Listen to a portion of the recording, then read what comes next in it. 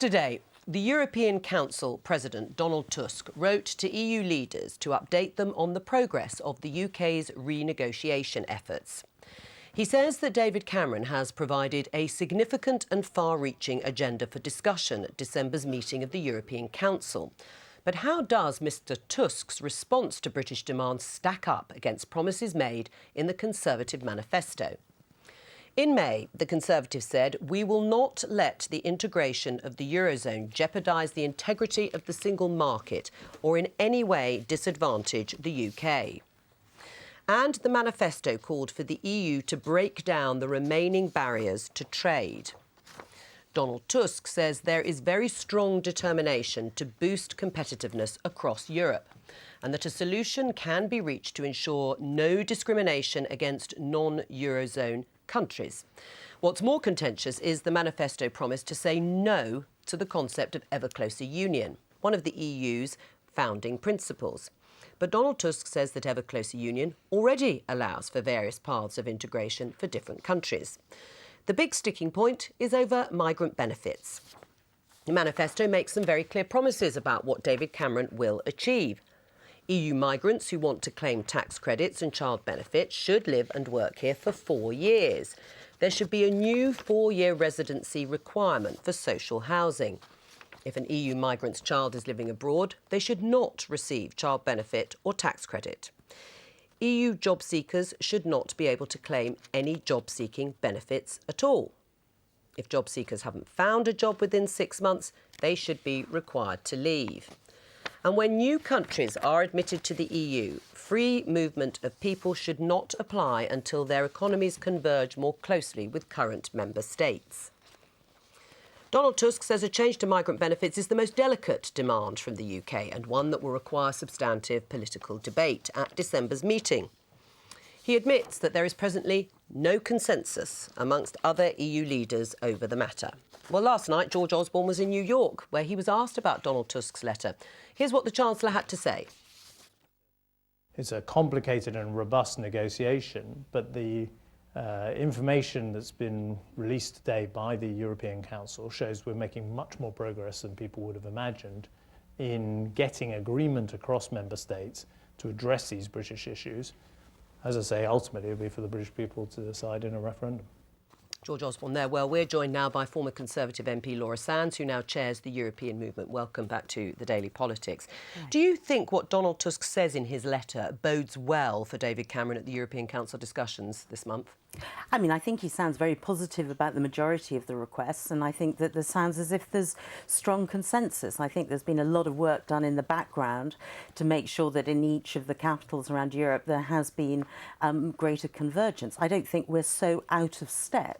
Obviously, the last issue about benefits is going to be an issue, and that needs to be, you know, more negotiation, more diplomacy. Right. Well, you say there's strong consensus. There's no consensus, says Donald Tusk, on that. I mean, the stickler is, surprise, surprise, going to be on migrant benefits because other EU leaders regard it as discriminatory. But other EU leaders have already said they won't countenance his demands. So there's no negotiation to be had on that. Oh, I think there is. And I think there's also already there's been quite a lot of flexibility on this issue about sending child benefit abroad for children who are not actually resident in the UK. But what about the 4-year in-work benefits? Either it's discriminatory or it's not.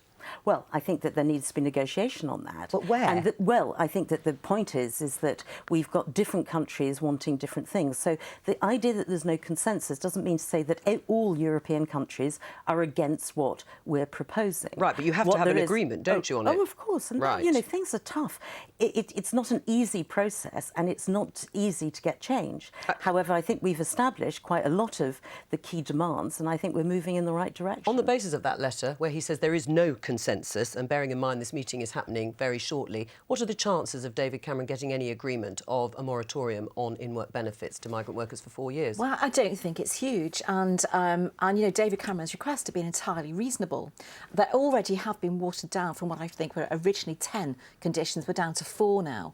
What we're going to end up with is almost no platform, no basis for David Cameron to come back to Parliament and say, here is the renegotiation. You know, what he's asked for is entirely sensible for the 4-year breakdown, for the no benefits to be paid to those whose children don't even live in the UK. So it's all entirely sensible stuff. And as you say, the letter says no consensus. If David Cameron comes back to Parliament with absolutely no consensus, then it is not going to bode very well for going forward with a renegotiation. Right, well, if that's the deal, and the deal doesn't include any sort of ban on in-work benefits, will you be voting out? I'm part of Vote Leave.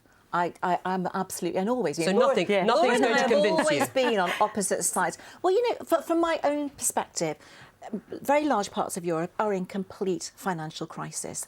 We have a huge problem with immigration. There are so many problems. We spend £350 million a day there. We could build a new hospital with that every week. There are so many reasons So you're not why going to be I convinced. think... So you're not going to be convinced, come what may, even if he does secure that. What about others of your colleagues who are waverers? Do you think it will increase the chances of them voting to leave? No, I think many of them will be very concerned that we've gone from 10 main points that we wanted to discuss down to 4, and even those 4 are now falling apart. I hope, Laura, that the Prime Minister can come back and say, here is a package I have renegotiated, this is what I can bring to the table, but I don't think other member states are going to allow him to do it.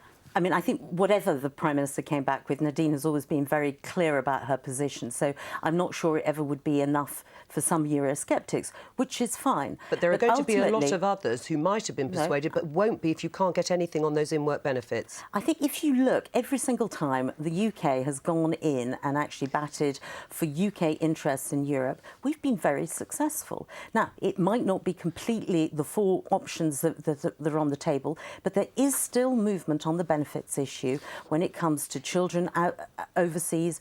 There are going to be some movements on it. It might not be able to get total consensus in the next 2 or 3 weeks, but we're talking about a February decision, and that requires a lot more diplomacy in each council. Hang on, just to move it on slightly, because the real prize would be to bring down levels of immigration. Do you think anything that David Cameron is asking for is going to reduce net migration into this country? I think there is potential, but Laura, those 2 issues that you've just highlighted, there is potential in what he's in the first original to bring down levels of immigration. You know, people may not want to emigrate to this country, particularly as economic migrants, if there isn't the work there and if they don't get the benefits that they thought they may be able to support themselves while they become established in this country.